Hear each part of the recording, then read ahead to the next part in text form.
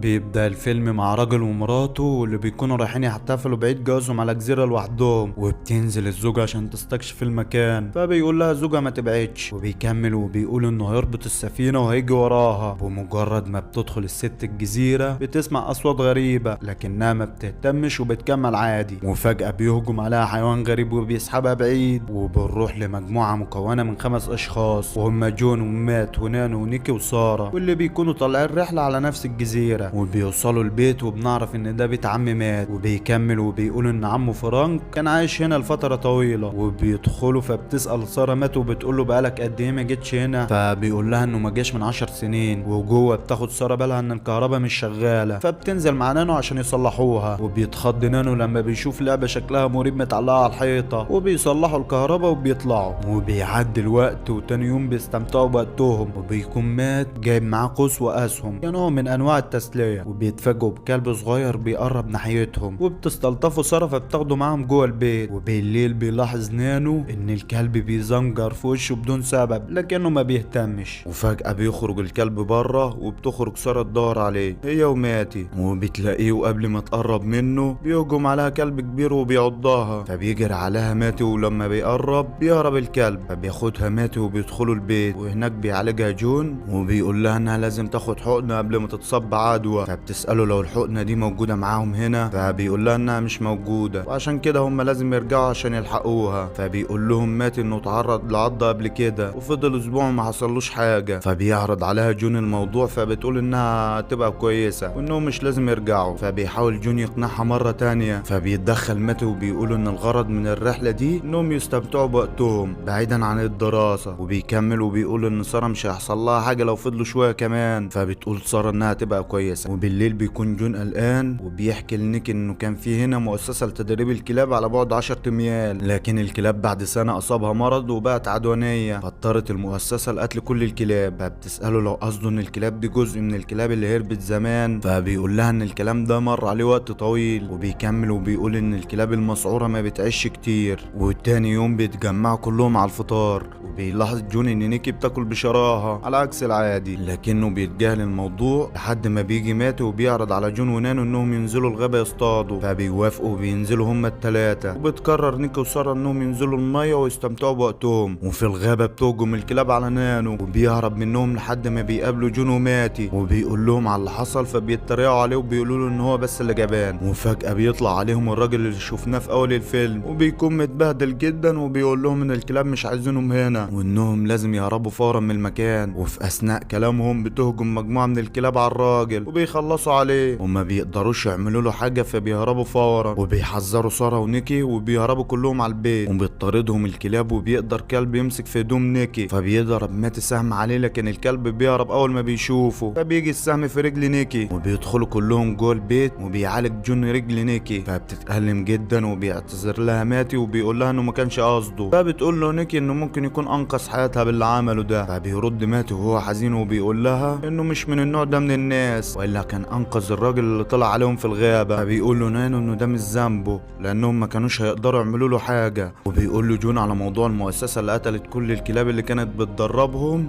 بعد ما بقوا عدوانيين. وفي اثناء كلامهم بيهجم عليهم كلب تاني من الشباك، لكن جون وماتي بيقدروا يخلصوا عليه وبيلموا شنطهم فورا عشان يهربوا من المكان. لكنهم بيلاقوا الطياره بعدت عن الشط ده بعد ما الكلاب قطعت الحبل اللي كان رابط الطياره بالشط. فبينزل مات الميه وبيحاول يوصل للطياره عوم، وبيتصدم لما بيلاقي الكلاب موجودين فوق الطياره، فبيحاول يرجع للشط فورا. وبتلاحظ الكلاب وجوده وبتبدا تطارده. على اخر لحظه بيقدر يهرب منهم، وبيرجعوا كلهم على البيت مره تانية، وبيسدوا الشبابيك وبيأمنوا البيت، وبيتسللوا وبيرموا الكلب اللي قتلوه قبل ما يخرجوا. وبيقترح جون انهم يحاولوا يوصلوا للجراج، ومن هناك ياخدوا العربيه ويروحوا على مكان المؤسسه القديم. فبيقول لهم ماتي خلونا نحلل الجوانب السلبيه الاول. وبيكمل وبيقول ان نسبه نجاح الموضوع ده تكاد تكون منعدمه، لانهم حتى لو عرفوا يوصلوا للجراج هيضمنوا منين انهم يلاقوا العربيه شغاله. وحتى لو لقوا العربيه شغاله هم برضه مش عارفين ايه اللي ممكن يكون مستنيهم عند المؤسسه. فبيقول له جون ان المؤسسه اكيد فيها نظام اتصال، ومن هناك يقدروا يطلبوا المساعده. فبيوافقوا كلهم على الخطه، وبيخرج جون ومات ونانو، لكنهم بيلاقوا الكلاب بتاكل في جثه الكلب اللي هم لسه راميينها. فبيرجعوا على البيت فورا، وبيقرروا انهم يروحوا من خلال الحبل اللي فوق السطح. وبتقترح نيكي انها هي اللي تروح، بتروح لانها الاخف وزنا ما بينهم، وبتوصل عند الجراج لكنها بتلاقي العربية عطلانة، وفجأة بتهاجمها الكلاب من كل حتة لكنها بتقدر تهرب منهم، وبترجع على البيت مرة تانية. وبالليل بيعتذر مات لسارة وباقي المجموعة لان هو السبب في انهم يفضلوا هنا، فبيقولوا له ان ده مش خطأه، وانه اكيد لو كان عارف ان في كلاب متوحشة على الجزيرة ما كانش هيعمل كده. وفجأة بيقطع النور مرة تانية، فبينزل نانو عشان يصلحه. تهجم عليه الكلاب من المدخنة اللي في البدروم، وما بيعرفش جون ومات يساعدوه وبيموت. وبتهاجم الكلاب من كل حتة، فبيهربوا كلهم على السطح، وبيكونوا في حالة صدمة بعد اللي حصل لنانو، وبيفضلوا مكانهم لحد الصبح. وتاني يوم بينزل جون ومات وبيقدروا يوصلوا للجراج، فبيركب مات العربية وجون بيزقه لحد ما بتدور العربية أخيرا، وبتلاحظهم الكلاب وبتبدأ تطاردهم، وبيقدر جون ينط فوق العربية، فبيدي له مات القوس، وبيتفاجئ بالكلاب قدام العربية، فبيحاول يتفاداهم وبيقع القوس من جون، فبيدخل جوه العربية